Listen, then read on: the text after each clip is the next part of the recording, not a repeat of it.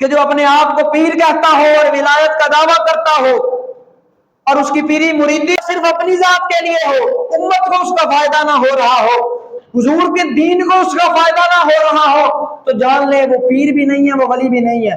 کیونکہ ولی اور پیر ہمیشہ اسلام کی بقا کی بات کرتا ہے، پیر اور ولی ہمیشہ دین کی بات کرتا ہے، حضور کی عزت کی بات کرتا ہے، وہ ہمیشہ حضور کے دین کی سربلندی کی بات کرتا ہے.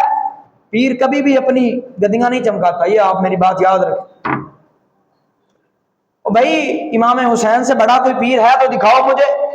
جب دین پر مشکل وقت آیا تو امام حسین نے آستانہ عالیہ مدینہ شریف، آستانہ عالیہ مدینہ شریف، امام حسین نے سب کچھ چھوڑا اور دین کی بقا کے لیے کربلا چلے گئے.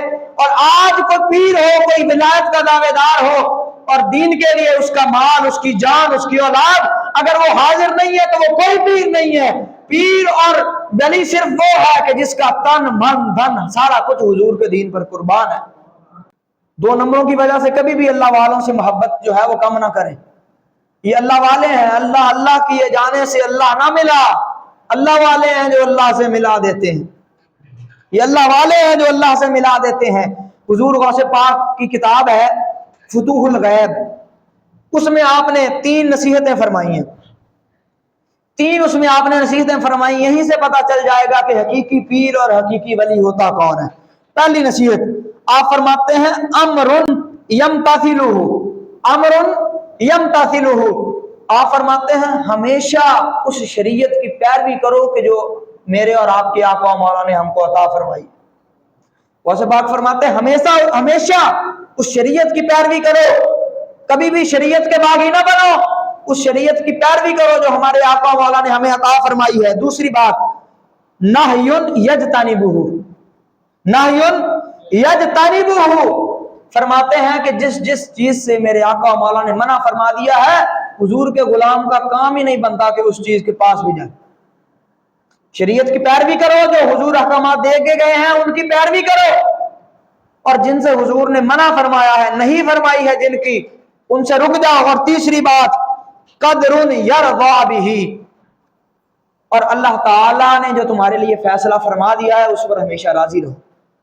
یہ 3 نصیحتیں فتوح الغیب میں غوث پاک فرما رہے ہیں.